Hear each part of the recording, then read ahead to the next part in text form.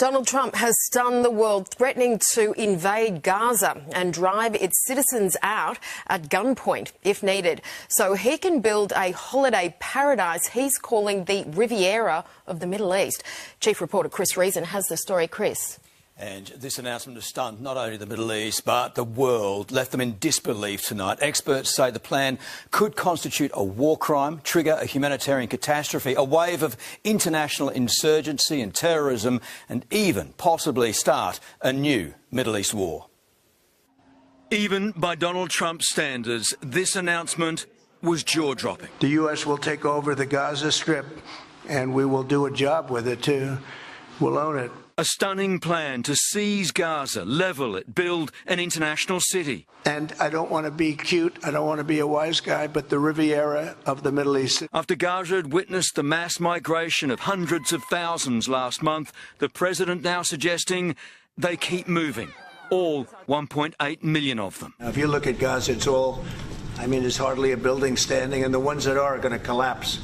You can't live in Gaza right now. Relocating them to surrounding countries, and if military force is needed, if it's necessary, we'll do that. Israeli Prime Minister Benjamin Netanyahu could barely contain his glee. You are the greatest friend Israel has ever had in the White House. Decades of US policy and international law swept aside. Everybody I've spoken to loves the idea of the United States owning that piece of land. Not in the Middle East. Palestinians rejected it outright. Egypt and Jordan already had. The Saudis too.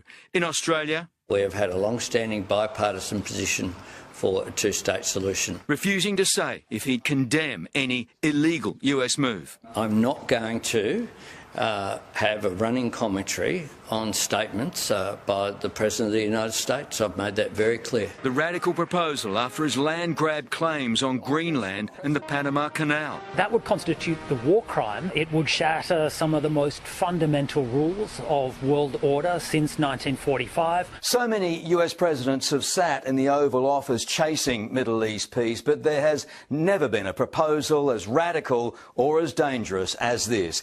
Is it the real estate mogul turning the territory into a seaside resort, or is it another classic Trump threat to close one of his deals? Like his trade threats to Canada and Mexico, forcing a compromise, now thinking of a Nobel Peace Prize.